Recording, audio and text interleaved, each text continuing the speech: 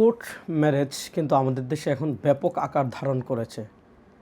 ছেলেমেয়ে গিয়ে কোর্টে বিয়ে করে ফেলে। তো আমাদের দেশের প্রচলিত সিস্টেমের যে কোর্ট ম্যারেজ, সেটার অধিকাংশ বিয়েই বিশুদ্ধ হয় না। কেন হয় না? কারণ হলো, আমাদের দেশে যে ছেলে মেয়ে কোর্টে বিয়ে করতে চায় তারা মূলত উকিলনামা প্রস্তুত করে যায়। সেখানে যাওয়ার পর উকিল শুধু সাইন করে দেয়, তারা মনে করে বিয়ে হয়ে গিয়েছে।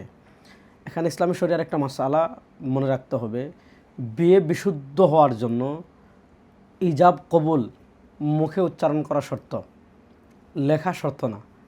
অর্থাৎ স্বামী স্ত্রীর যদি ইজাব কবুল মুখে উচ্চারণ করার সামর্থ্য থাকে, তারা কথা বলতে পারে, তাহলে মুখে উচ্চারণ করা ব্যতীত তারা যদি সাইন করে দেয় তাহলে কিন্তু তাদের বিবাহ হবে না। তো আমাদের দেশের যে সিস্টেম হয় সেটা হলো, কোর্টে তারা উকিলনামা প্রস্তুত করে নিয়ে যায়, উকিল সাইন করে দেয়, তারা কিন্তু মুখে উচ্চারণ করে না, যার কারণে কিন্তু বিয়ে বিশুদ্ধ হয় না।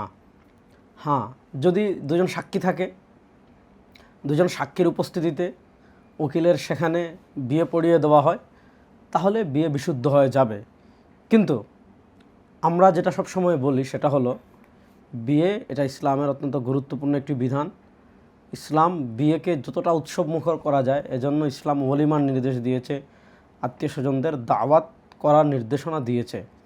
এজন্য বয়সের এই যে তারুণ্যের জোয়ারে না ভেসে অভিভাবকের সন্তুষ্ট চিত্তে সবাইকে নিয়ে ইসলামী শরিয়ার সীমারেখা ঠিক রেখে ধুমধামের সাথে বিয়ে, এটা ইসলাম পছন্দ করে এবং আমরাও এটা বলি। তো এখানে বিয়ে আর তালাকের মৌলিক পার্থক্যটা হলো, তালাকের ক্ষেত্রে মুখে উচ্চারণ করা শর্ত না। কেউ যদি তালাকনামা সাইন করে পাঠিয়ে দেয়, লিখে পাঠিয়ে দেয়, তালাক হয়ে যাবে। কিন্তু বিয়ের ক্ষেত্রে যদি আপনি মুখে উচ্চারণ না করেন ইজাব কবুল, তাহলে কিন্তু বিয়ে হবে না।